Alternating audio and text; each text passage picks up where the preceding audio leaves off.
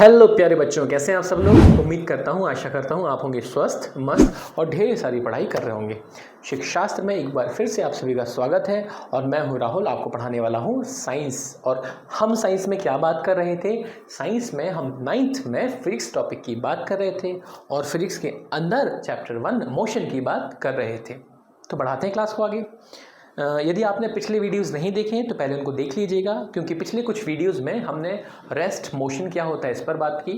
फिर हमने बात की कि reference point, point of reference, frame of reference, surroundings, ये चीज़ें क्या होती हैं, ठीक है। फिर हमने रिलेटिव मोशन क्या होता है, कब प्लस करना है कब माइनस करना है, इसके बारे में चर्चा की।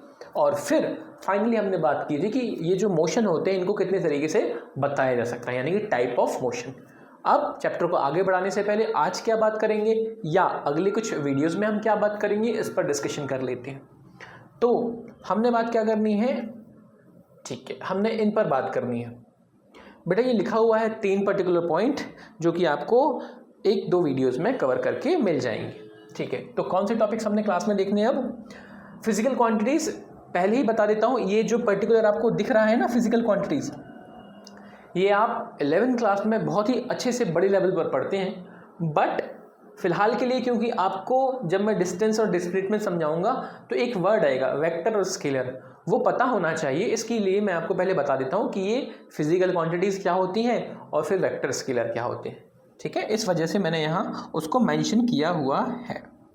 तो हम फिजिकल क्वांटिटीज़ की बात करेंगे। फिर डिस्टेंस क्या होता है, डिस्प्लेसमेंट क्या होता है, वो समझेंगे, क्योंकि चैप्टर में मेन तो चीज़ यही है।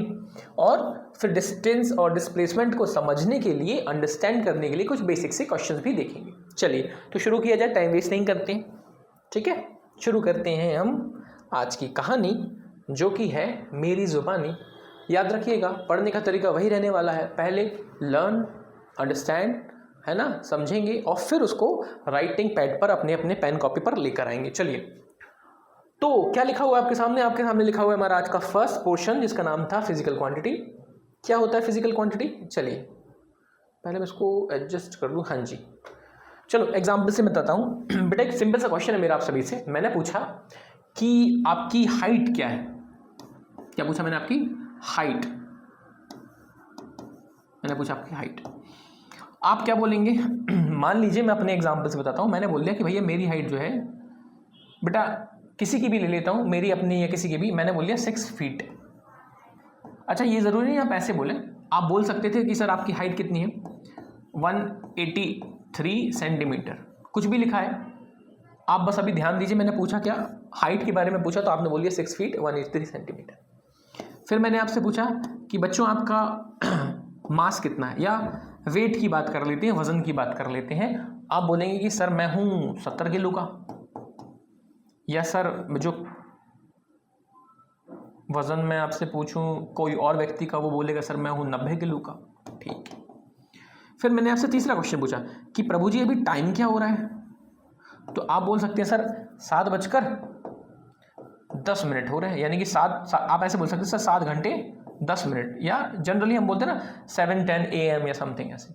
पॉइंट क्या है? पॉइंट ये है कि जब आपने ये तीनों क्वेश्चन का आंसर मुझे दिया तो ये वैल्यूज आपने बोल दी। फिलहाल के लिए बेटा मैं एक एक वैल्यू लिख देता हूँ ताकि आपको डिस्टर्बेंस क्रिएट ना हो, लेकिन आप बोल कुछ भी सकते थे, ठीक है। एज ऑफ नाउ आप सिर्फ एक एक वैल्यू को याद रखिए। अब वही मैंने आपसे एक और क्वेश्चन पूछा। इन क्वेश्चंस के अलावा मैंने आपसे पूछा कि प्रभु जी आपके पास खुशी, आपके पास गम, आपके पास गुस्सा, आपके पास जॉय कितना है ना। फॉर एग्जाम्पल इस समय मैं आपसे पूछ लूँ कि गुस्सा आपके पास कितना है, या मैं आपसे पूछूं आपके पास जॉय या हैप्पीनेस या खुशी कितनी है, प्रेम कितना है, ये पूछा, क्या आंसर देंगे? आप बोलेंगे मेरे पास पर्याप्त खुशी है, कम है, ज़्यादा है। ऐसा तो नहीं कह सकते ना कि मेरे पास 10 यूनिट खुशी है, 10 नंबर की 10 किलो मेरे पास क्या है, गुस्सा है, नहीं बोल पाएंगे। दैट मीन्स आप यहाँ बेटा ये नहीं बोल सकते कि सर मेरे पास 10 यूनिट गुस्सा है, मेरे पास 15 यूनिट की खुशी है, नहीं। आप जब नंबर में मैं इसकी बात करूं, एंगर यानी कि क्रोध, गुस्सा, जॉय मतलब कि आनंद, खुशी, यदि मैं इनके बारे में आपसे पूछता हूं तो आप बस इतना ही कह पाएंगे कि हाँ सर खुशी जो है थोड़ी कम है आज, गुस्सा मुझे आज ज़्यादा आ रहा है, कम आ रहा है, पर्याप्त आ रहा है। एक नंबर में, क्या एक अंक में आप उसको बोल सकते हैं? नहीं। कुछ चीज़ें ऐसी होती हैं जिनको आप अंक के द्वारा बतला नहीं सकते, जबकि कुछ चीज़ें जैसे कि हाइट मैंने पूछा आपका वजन मास पूछ लिया, मैंने पूछ लिया भैया टाइम, आप इसको एक न्यूमेरिकल वैल्यू यानी कि अंक के माध्यम से बता सकते हो कि 6 फीट है, 70 किलोग्राम है, 7:10 हो रहे हैं। जब भी आप किसी भी चीज़ को अंक के द्वारा यानी कि किसी नंबर के द्वारा रिप्रेजेंट कर पाए तो उसी चीज़ को हमने सिंपली बोल देना है फिजिकल क्वांटिटी। फिजिकल क्वांटिटीज़ का मतलब ये बेटा जो चीज़ आपको फिजिकली दिख रही है। यदि मैं इस रिमोट की बात करूं, मुझे साफ साफ दिख रहा है फिजिकली कि ये मेरे हाथ में आ गया, फिजिकल ऑब्जेक्ट है ना। इसकी मैं लेंथ चेक करना चाहता हूं, लंबाई, आप बता सकते हैं कि सर ये तो लगभग 15-20 सेंटीमीटर के आसपास लग रहा है। तो आपने बोला 15, एक नंबर इस्तेमाल किया ना। तो यदि कोई ऐसी क्वांटिटीज़ जिनमें आप नंबर का इस्तेमाल करके उनको बतला पाएँ, उनको व्यक्त कर पाएँ, रिप्रेजेंट कर पाएँ, तो वो हमारे लिए होती हैं फिजिकल क्वांटिटीज़। जबकि ऐसी चीज़ें, ऐसी बातें जिनको आप नंबर के माध्यम से नहीं बतला पाएंगे, उन्हें आप नॉन फिजिकल क्वांटिटीज़ में बोल सकते हैं। लेकिन फिलहाल हमें किसकी बात करनी है, केवल फिजिकल क्वांटिटीज़ की। ठीक है, एग्जाम्पल के लिए मैं बता सकता हूँ बेटा, हाइट अपने आप में, हाइट नहीं बोलूँगा मैं, हाइट तो मैंने आपके लिए जनरलाइज करके बोला, इसको आप लेंथ बोल सकते हो। मास तो ठीक है, टाइम अपनी जगह ठीक है। और एग्जाम्पल यदि मैं आपसे बात करूं तो बेटा जैसे आप टेम्परेचर, क्या टेम्परेचर को मैं नंबर से रिप्रेजेंट कर सकता हूं? हाँ, इस वक्त मेरे रूम का टेम्परेचर बेटा 24 डिग्री सेल्सियस चल रहा है, तो आपने एक नंबर इस्तेमाल कर लिया, यानी कि ये फिजिकल क्वांटिटी है। लेकिन वहीं मैं आपसे पूछूं कि भैया तुम्हारे जीवन में तनाव कितना है, टेंशन कितना है, घर वालों से पूछिए, बोलेंगे बहुत ज़्यादा, कम या पर्याप्त। नंबर तो नहीं बोल सकते, तो वो फिजिकल क्वांटिटी नहीं होती। चीज़ों को सिंपल रखते हैं, है ना। बहुत ज़्यादा आप इसमें नहीं घुसेंगे क्योंकि बेटा ये 11th में आपको बहुत डिटेलिंग में ये चैप्टर है। फिलहाल के लिए हमारा बस इतना ही जानना ज़रूरी था कि क्या होती हैं फिजिकल क्वांटिटीज़। अब एक और चीज़ जान लीजिए, जब आप किसी फिजिकल क्वांटिटी के बारे में बतलाते हैं, रिप्रेजेंट करते हैं, तो बेटा एक होता है नंबर। इस नंबर को आप बोल देते हैं क्या, नंबर भी बोल सकते हैं बेटा, इसी को आप सिंपली बोल सकते हैं। मैं कलर चेंज करके लिखता हूँ क्योंकि इंपॉर्टेंट है। मैग्नीट्यूड, मैग्नीट्यूड का मतलब बेटा नंबर होगा, याद रखिए। मैग्नीट्यूड मतलब सिर्फ नंबर, ना इसमें बेटा, इसमें ना प्लस आएगा ना माइनस, आप इसको प्लस माइनस में नहीं बोलेंगे। नंबर मतलब नंबर, मैग्नीट्यूड का मतलब सिर्फ आप 6 ले लेंगे, ना इसे आप +6 बोलेंगे ना -6 बोलेंगे, कुछ भी नहीं, सिंपली मैग्नीट्यूड का मतलब एक नंबर। क्लियर। और इस नंबर के साथ ये जो पीछे लिखा होता है बेटा, यही जान लो, इसको हम बोलते हैं यूनिट। क्या बोलते हैं? यूनिट। जैसे आपने लिखा 6 फीट, तो फीट क्या होगी बेटा? यूनिट। यदि मैं अपनी लंबाई बोलता 180 सेंटीमीटर, तो 180 नंबर मैग्नीट्यूड, और उसके पीछे जो लिखा है वो उसकी यूनिट। ठीक है, चलो, तो ये फिजिकल क्वांटिटी आप समझ गए। अब क्यों बताया है मैंने, मसला ये है बेटा, आपको जब आगे मैं चैप्टर को पढ़ाऊंगा तो ये 2 शब्द आने वाले हैं, वेक्टर और स्केलर। अब ये वेक्टर और स्केलर समझने के लिए आपको फिजिकल क्वांटिटीज की चर्चा मैंने कर रखी है, तो समझते हैं और डिटेल में कि ये वेक्टर और स्केलर है क्या। लेकिन क्योंकि अब आप समझ चुके हैं तो आसानी से आप लिखना चाहें तो लिख लीजिए।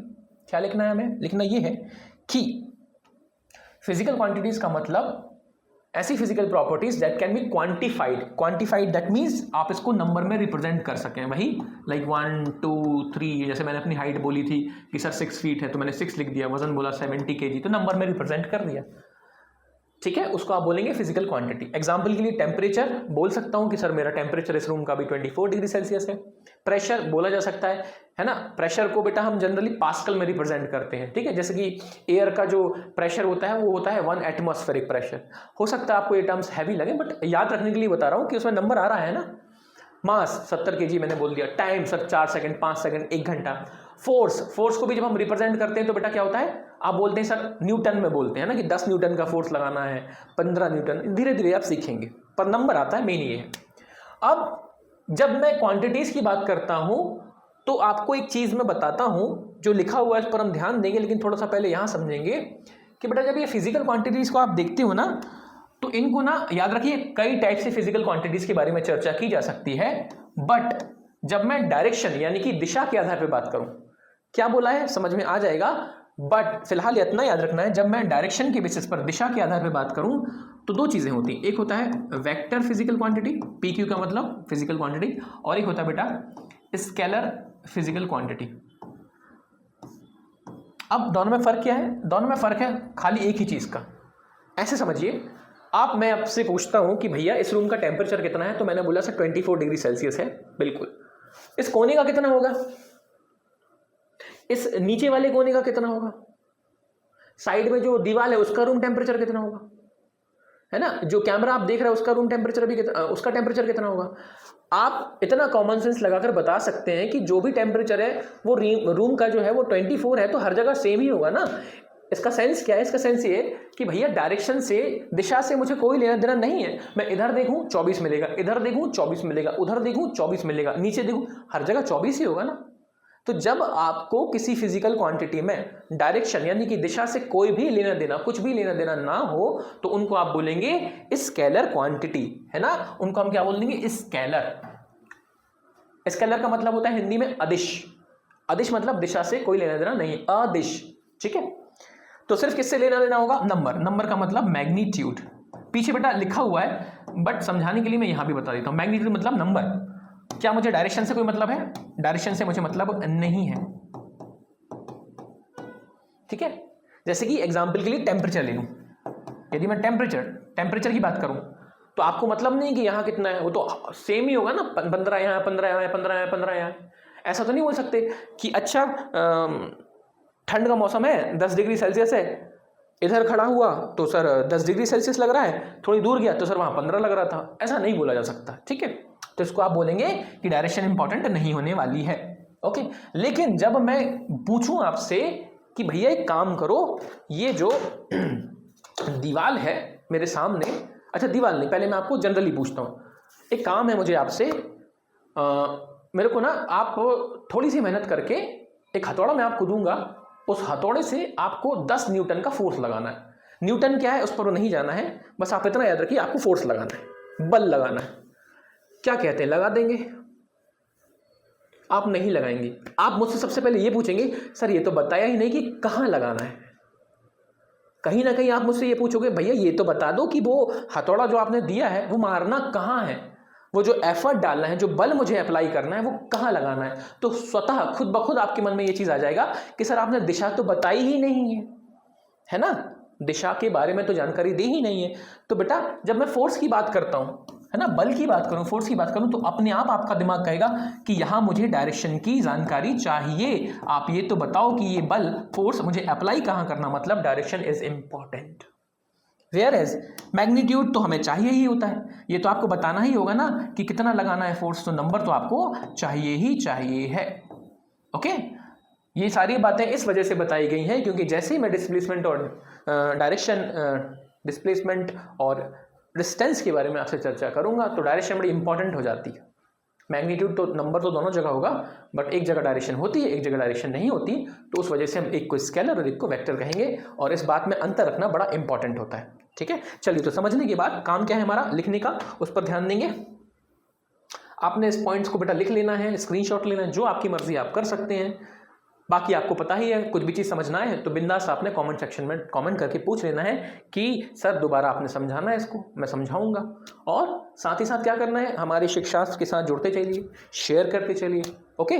चलिए, तो एग्जाम्पल जरूर आप एक बार देख सकते हैं कि यदि मैं वेक्टर की बात करता हूँ, फोर्स, डिस्प्लेसमेंट, वेलोसिटी, बेटा ये तीनों टर्म मैंने इस वजह से समझाए हैं क्योंकि फोर्स की चर्चा तो हम इस पर्टिकुलर चैप्टर में नहीं करेंगे उतना, लेकिन जब मैं आपको बताऊंगा ना डिस्प्लेसमेंट और वेलोसिटी, ये दोनों चैप्टर्स में आएंगे, इसलिए अभी से याद रखिए ये वेक्टर होते हैं। वहीं इस चैप्टर में जब मैं आगे बात करूंगा तो स्पीड और डिस्टेंस की बात होगी। ये चीज किस में आती है, स्केलर में, और दोनों में फर्क है डायरेक्शन का, ओके। किसका फर्क है, डायरेक्शन का। तो ये छोटी सी बात मैंने आपको बताई थी किसके बारे में, स्केलर और वेक्टर क्वांटिटीज के बारे में, जो कि किसका हिस्सा थी, फिजिकल क्वांटिटीज का हिस्सा है, ओके। यदि आपको क्लियर हो गया हो बहुत अच्छी बात है, नहीं भी हो दोबारा से आप वीडियो देखिए, दोबारा से देखिए, और ना समझ में तो मैं तो हूं ही आपको समझाने के लिए। तब तक मुस्कुराते रहिए और देखते रहिए हमारे साथ शिक्षाशास्त्र के इस चैनल को। Thank you so much.